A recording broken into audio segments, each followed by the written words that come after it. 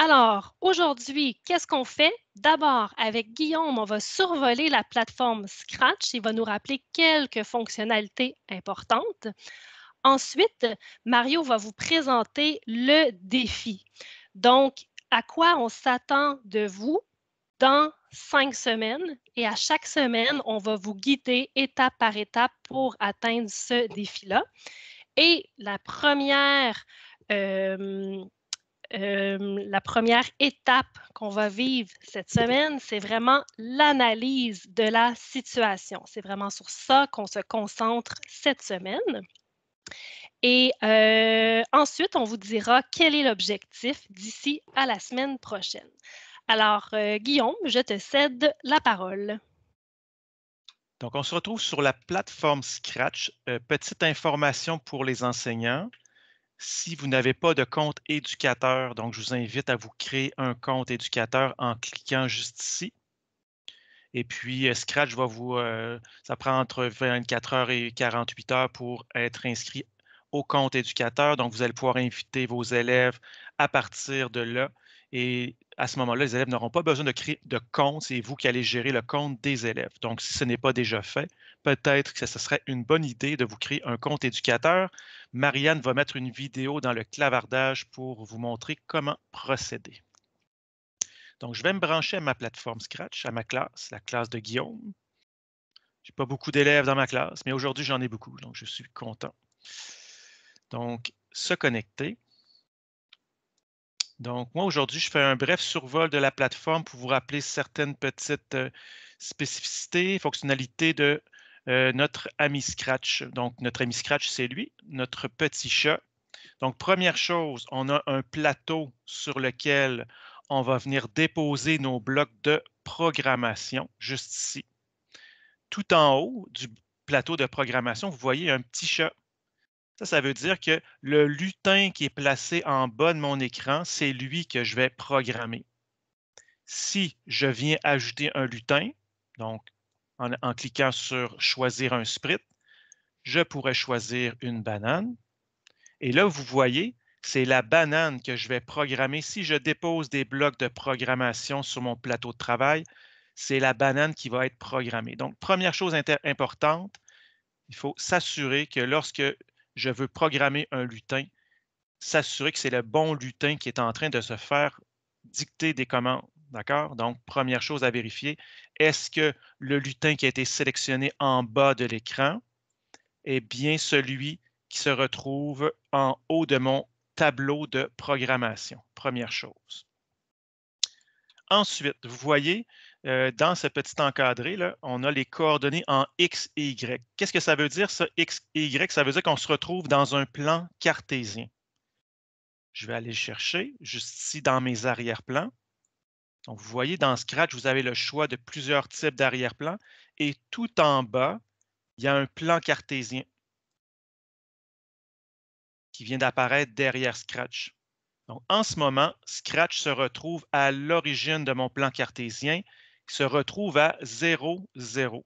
Coordonnée X égale à 0, coordonnée Y est égale à 0. Si je le déplace dans mon plan cartésien, vous voyez, les coordonnées ont changé.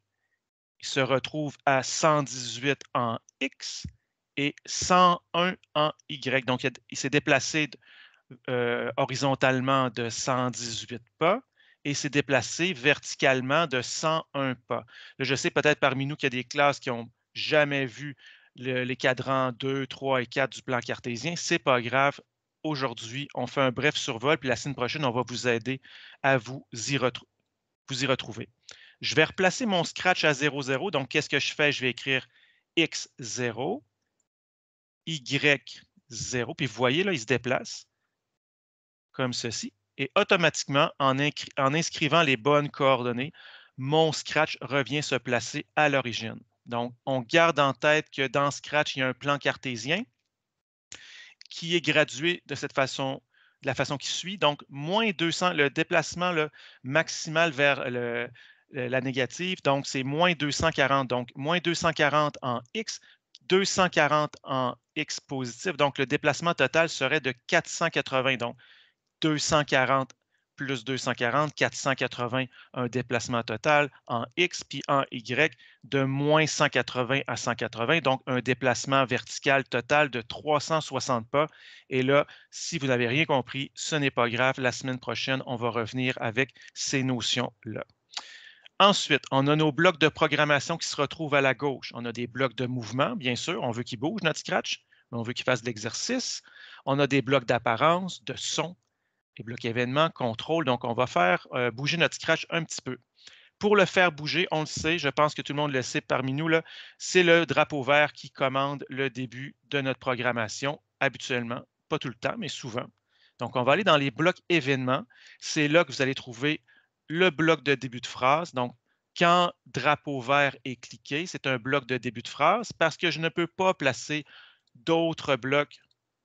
Donc, si je voulais venir placer, par exemple, lui faire dire bonjour, je ne peux pas venir placer de bloc au-dessus de mon premier bloc de programmation. C'est mon bloc de début de phrase. Donc, je les trouve dans la section événements. Donc, quand je vais cliquer sur drapeau vert, Scratch va réaliser une consigne. Donc, il va se produire quelque chose. Donc, on va commencer avec les blocs mouvement. Donc, vous pourrez, pendant la fin de semaine, si vous voulez scratcher un petit peu, vous pourrez refaire ce que je vous montre à l'instant, seulement pour se réchauffer un petit peu. Donc, je vais lui demander d'avancer de 10 pas. Ou on pourrait lui demander, tout simplement, là, on va mettre 100 pas. Il devrait venir se retrouver ici, là, à X est égal à 100 et Y est égal à 0. Donc, on va lui dire, quand j'appuie sur drapeau vert, déplace-toi de 100 pas. C'est parti. Donc, j'appuie sur drapeau vert et voilà. Donc, premier type de bloc, les blocs mouvement. Je pourrais lui faire, il pourrait pivoter sur lui-même. On pourrait le faire glisser de façon aléatoire. Donc, aléatoire, ça veut dire qu'il se déplacerait à un endroit X. Donc, ce n'est pas moi qui décide, c'est la programmation derrière Scratch qui va décider où il va se déplacer. Ensuite, j'ai mes blocs apparence. Avant ça, j'aimerais ça que moi, j'aime bien ça que mon Scratch se place à l'origine. Donc, je vais lui dire, là, quand j'appuie sur drapeau vert, place-toi à l'origine. Donc, va te placer à 0, 0. Donc, ça, c'est important ce que je vous dis. Vous allez peut-être l'utiliser dans le défi qu'on va vous présenter tantôt. Donc, quand j'appuie sur drapeau vert, place-toi à 0, 0. Il avance de 100 pas. Et là, ça, je peux détacher mes blocs. Là, je le place à 0, 0. Et là, je vais lui demander aussi, je pourrais aller voir dans les blocs apparence. Donc, les blocs apparence, on peut le faire parler, on peut le faire penser. Et le bloc qui m'intéresse, c'est le basculer sur le costume suivant. Je ne sais pas si vous, de votre côté, les élèves, vous avez déjà utilisé ce bloc de programmation-là, mais il est vraiment intéressant. Costume se réfère à l'onglet ici, là, costume. Donc, si je clique sur costume tout en haut, vous voyez, mon Scratch a deux costumes, costume 1, costume 2. Et si j'appuie rapidement et j'alterne, vous voyez, ça crée un effet de mouvement. C'est comme s'il avançait sur place. Donc, de là, l'utilité du costume. Donc, je reviens dans mon code et là, je vais lui dire, OK, avance de 100 pas et bascule sur le costume 2. On va voir qu'est-ce que ça donne. Donc, il a basculé sur le costume 2. Et si j'appuie sur drapeau vert, oups, là, j'ai un petit problème. J'ai un petit problème, ça arrive souvent dans Scratch. La programmation, là, quand j'appuie, ça va tellement vite que mon Scratch n'a pas le temps de comprendre mes consignes. C'est comme moi, tantôt, à la première présentation, je parlais tellement vite que je ne suis pas certain que tout le monde a bien compris mes consignes. Donc, ce que vous pouvez me dire à ce moment-là, vous pourriez me dire, dans les blocs contrôle, Guillaume, attends un peu, on n'a pas compris. Donc, va te placer à 0, 0. Donc, va te placer à l'origine 0, 0. Attends 2 secondes. Et là, déplace-toi de 100 pas. On va voir qu'est-ce que ça fait. Oh, bien se placer. Et il se déplace de 100 pas, toujours sur le costume 2. Et là, si je voulais alterner, comme je l'ai dit tantôt, moi, j'aimerais bien ça que mon Scratch, on le voit là, avoir l'effet qu'il se déplace. Donc, je vais lui dire, OK, avance de 100 pas encore une fois. On va peut-être demander, peut-être 5 pas, ça va être suffisant. 5 pas ici. Donc, déplace-toi de 5 pas, costume suivant. Déplace-toi de 5 pas, costume suivant. Donc, il va passer du costume 2 au costume 1. On va voir qu'est-ce que ça donne.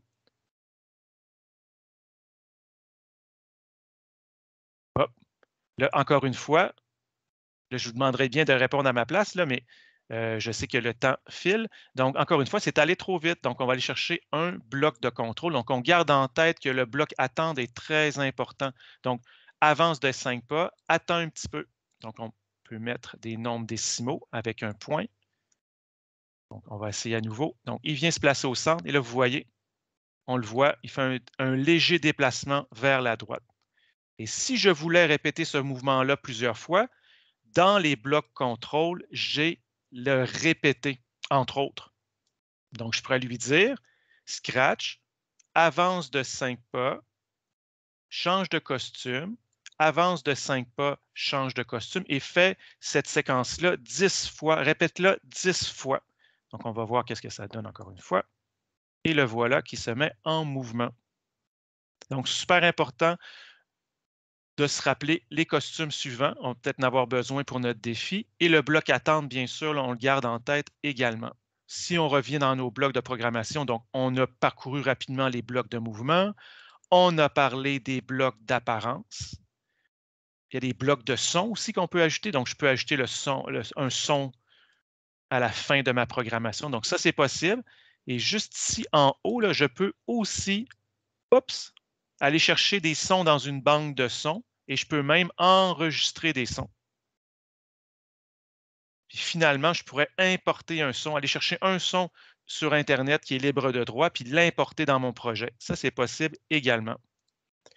Donc, les blocs événements, on en a parlé, ce sont nos blocs de début de phrase. Les blocs contrôle, le attendre avec le répéter, la condition. Et là, aujourd'hui, je n'en parlerai pas, mais pour le projet, on s'entend, ça va durer pendant 4 à 5 semaines. On va aller explorer avec vous les capteurs, les opérateurs et les variables, mais je ne veux pas vous mêler avec ça parce que je pense qu'avec aujourd'hui, avec les 5 premiers types de blocs, ça va vous permettre de faire la première partie du défi la semaine prochaine. Et finalement, avant de laisser la parole à Mario, c'est possible aussi d'aller chercher des arrière-plans. Donc, tantôt, je l'ai dit, on a une banque d'arrière-plan disponible. J'ai mon plan cartésien qui est ici pour m'aider à me repérer. Mais j'ai également un outil de dessin. Donc, je pourrais moi-même venir dessiner mon arrière-plan. Donc, ça, c'est possible dans Scratch.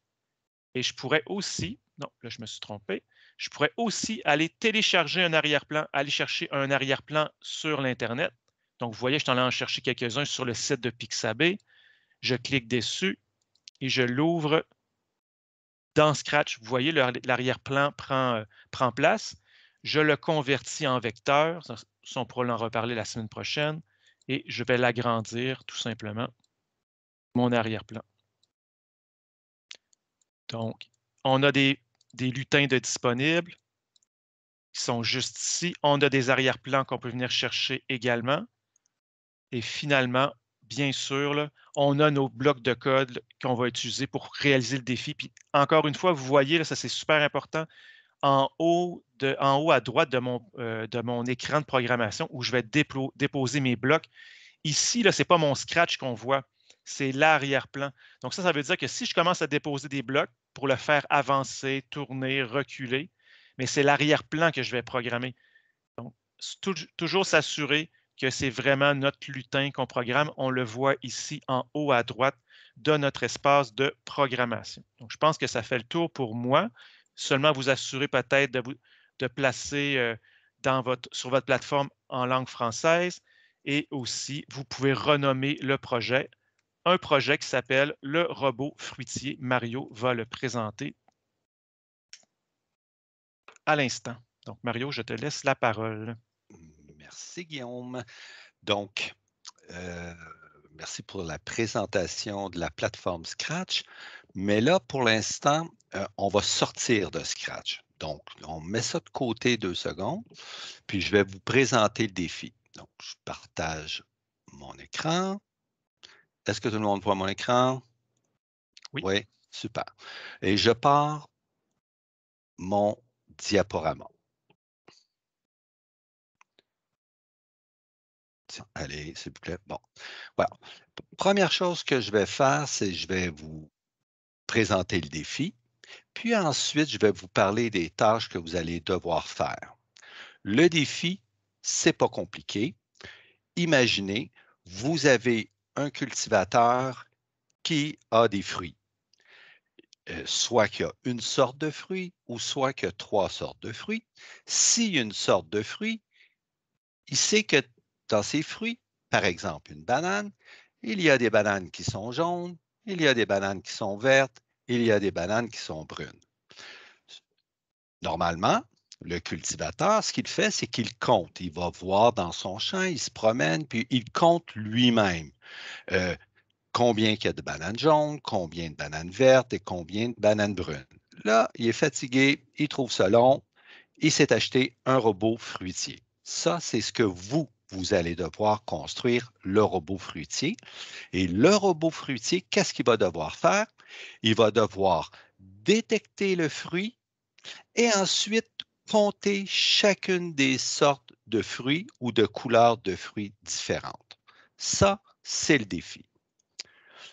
Je vous donne un exemple. Comment ça peut se passer? Là, il y a 2 grandes possibilités.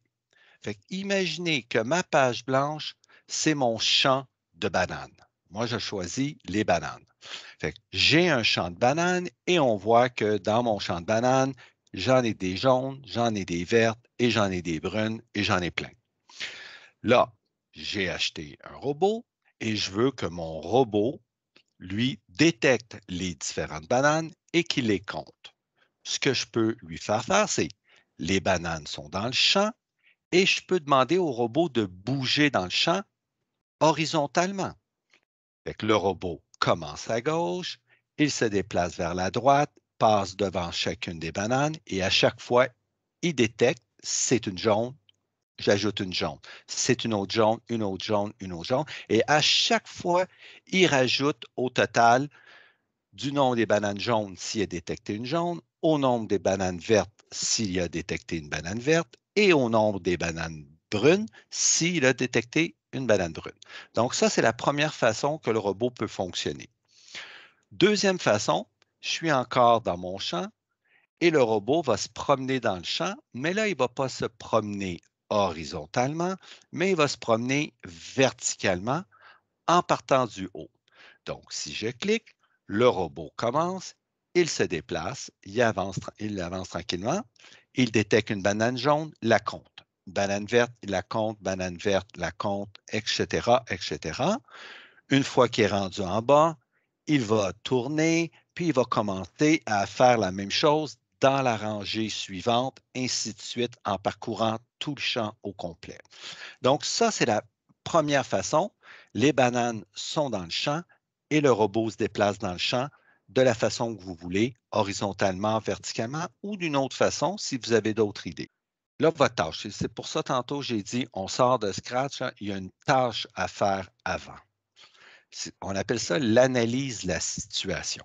Vous savez que vous devez créer un robot, que le robot doit compter des fruits, puis ensuite, donc, il doit détecter les fruits. Donc, est-ce que c'est un fruit, une banane verte, une banane jaune ou une banane brune? Et ensuite, les compter. Donc, ça fait plusieurs choses à faire. La première étape de votre analyse, c'est de choisir comment le robot va s'y prendre pour compter les fruits. Est-ce qu'il va se déplacer dans le champ ou bien il va rester en place et ce sont les fruits ou les bananes qui vont se déplacer sur un tapis roulant? Ça, c'est la première étape, faire un choix. Deuxième étape, qui est un petit peu plus difficile, mais quand même qui est excessivement importante et pour laquelle vous n'avez pas besoin de connaître encore les blocs de programmation. On appelle ça décrire dans tes mots et dans l'ordre comment les actions se déroulent lorsque le robot, par exemple, se déplace dans le champ. Qu'est-ce qu'il doit faire exactement et dans l'ordre? Il se déplace, puis ensuite il détecte et il compte. Donc, vous devez précisément décrire dans des mots qu'est-ce qui se passe. Pour ça, là, j'ai pris un exemple qui n'a aucun rapport avec les fruits, mais c'est un exemple de robot qui ne se déplace pas dans un champ, mais qui se déplace sur un plancher. Le plancher a des tuiles noires, a des tuiles rouges et a des tuiles bleues. et je vous montre la situation. Voilà. Imaginez, c'est une classe ou une maison, c'est le plancher d'une maison et sur ce plancher, j'ai des tuiles de 3 couleurs différentes. Qu'est-ce que c'est que l'analyse de la situation? Je l'ai dit, c'est décrire ce qui se passe dans mes mots. Là, on va faire un petit exercice. Première chose, je vais cliquer et le programme, le robot va se mettre à se déplacer. Observez attentivement ce qui se passe et décrivez dans votre tête qu'est-ce que le robot fait en premier, en deuxième, en troisième, etc. Donc, placez dans l'ordre les actions que le robot doit faire pour réussir à détecter la couleur d'une tuile et la compter. Fait que je pars, je dois cliquer dans un premier temps et le robot apparaît en haut à gauche. Et là, c'est parti. Observez ici en bas.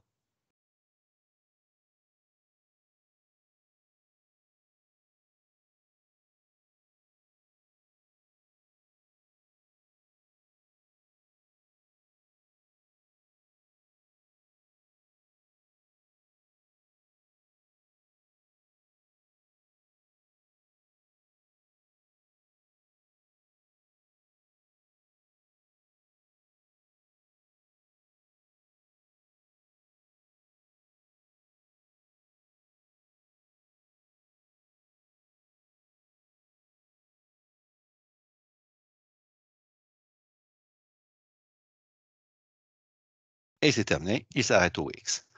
Là, maintenant, qu'est-ce que ça veut dire mettre dans vos mots? Et c'est là que vous allez prendre 5 minutes avec votre enseignant ou votre enseignante et vous allez essayer de voir comment vous décririez en mots, étape par étape, tout ce que le robot vient de faire pour réussir à compter les différentes tuiles. J'arrête le diaporama, je m'en vais sur une feuille qu'on va vous distribuer.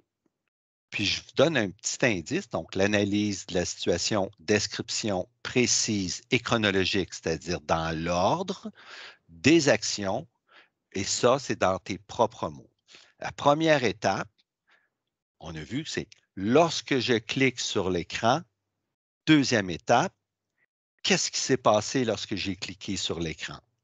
Ensuite, après cette étape-là, troisième étape, qu'est-ce qui est arrivé? Quatrième, cinquième. Fait que je vous laisse 5 minutes pour commencer à essayer de voir. Pas besoin d'écrire, juste dans votre tête, vous pouvez le faire. Puis quand vous êtes prête, vous pouvez dire à votre enseignante, ah, voici, moi je le sais, le robot, lorsque je clique, il fait ça en premier, il fait ça en deuxième, il fait ça en troisième. Donc, je vous laisse 5 minutes.